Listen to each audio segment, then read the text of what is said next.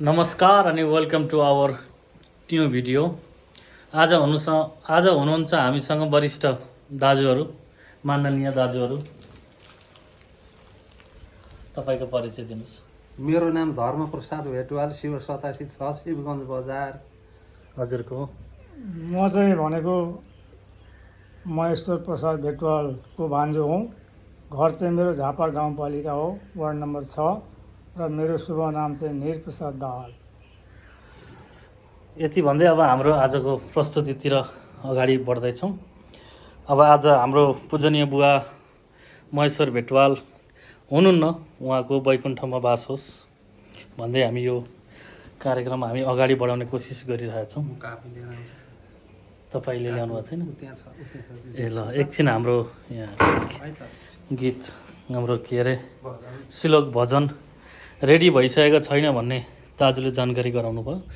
एकछिन अब हामी यसो दाजुसँग कुरा गरौँ।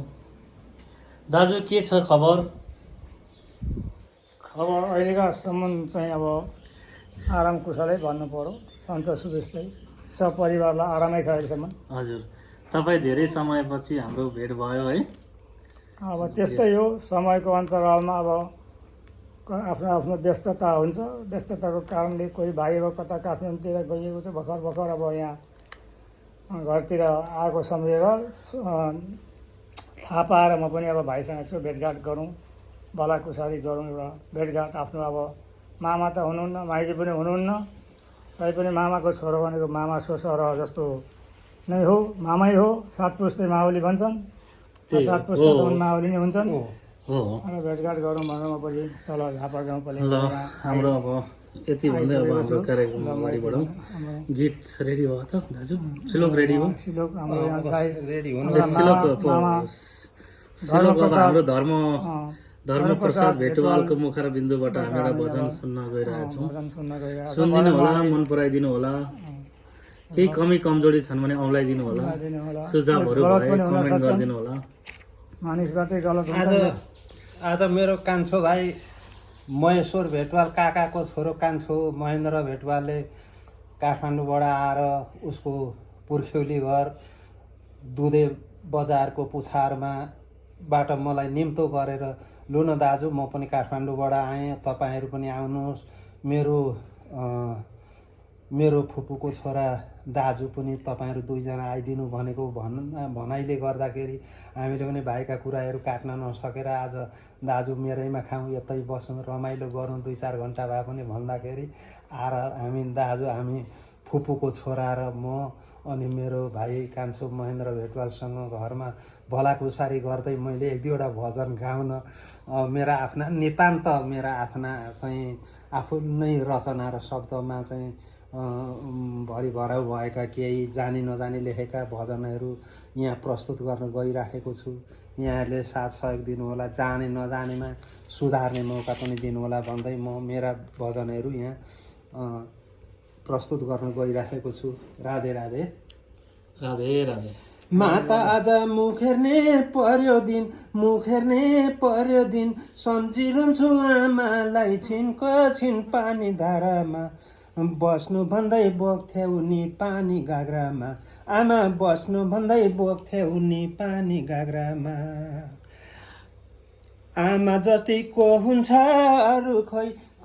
अरू खोइ भित्रको पिर सहेर बाहिर वही पानी धारामा बस्नु भन्दै बोक्थ्यौ नि पानी गाग्रामा, आमा बस्नु भन्दै बोक्थ्यौ नि पानी गाग्रामा।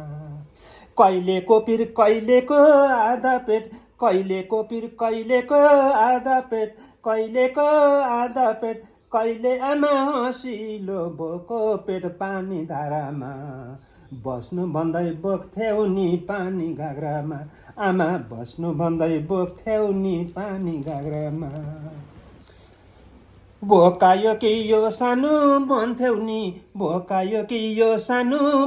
नि सुख हामीलाई हेरेर गन्थ्यौ नि पानी धारामा बस्नु भन्दै बोक्थ्यौ नि पानी गाग्रामा, आमा बस्नु भन्दै बोक्थ्यौ नि पानी गाग्रामा। ताते भन्दै डोर्याउँथ्यौ मामा घर, ताते भन्दै डोर्याउँथ्यौ मामा घर पिता नबाहुन्न थियो हाम्रो थर पानी धारामा बस्नु भन्दै बोक्थ्यौ नि पानी घाग्रामा आमा बस्नु भन्दै बोक्थ्यौ नि पानी घाग्रामा गर्थ्यौँ अरे जिउभरि फोहोर गर्थ्यौँ अरे जिउभरि फोहोर आमालाई के नभनौ कोहोर पानी धारामा बस्नु भन्दै बोक्थ्यौ नि पानी घाग्रामा आमा बस्नु भन्दै बोक्थ्यौ नि पानी घाग्रामा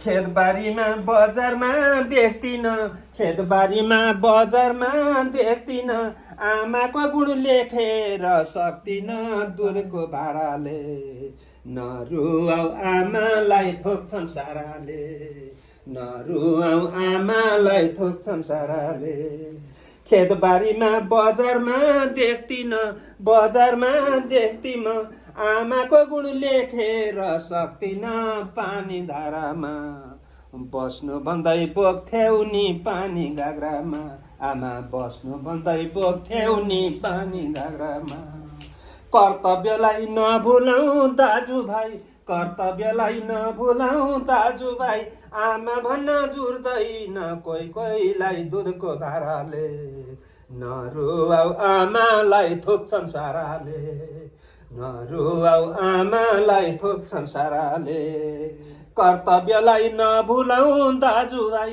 नभुलौँ दाजुभाइ आमा भन्न जुर्दैन सबैलाई दुधको भाराले नरुवाउ आमालाई थोक्छन् साराले नरुवाउ आमालाई थोक्छन् साराले राधे राधे राधे। उहाँले आमालाई समर्पित यो श्लोक सुनाउनु भयो, साह्रै रमाइलो भयो। साँच्चै नै संसारमा आमा जति महत्त्वपूर्ण र महत्त्वकाङ्क्षी कोही पनि हुँदैन। आमा जतिको निस्वार्थ माया गर्ने मान्छे पनि संसारमा कोही हुँदैन। र यति भन्दै आजको हाम्रो यो भिडियो यहीँ नै हामी समाप्त गर्न गइरहेछौँ। हजुरहरूलाई कस्तो लाग्छ कमेन्ट गर्नुहोला, मन परे राम्रो भन्नुहोला, नपरे नराम्रो नै लेख्नुहोला। सुधार्ने के छन् हामीलाई टिका टिप्पणी गरिदिनु होला। धन्यवाद। राधे राधे। राधे राधे।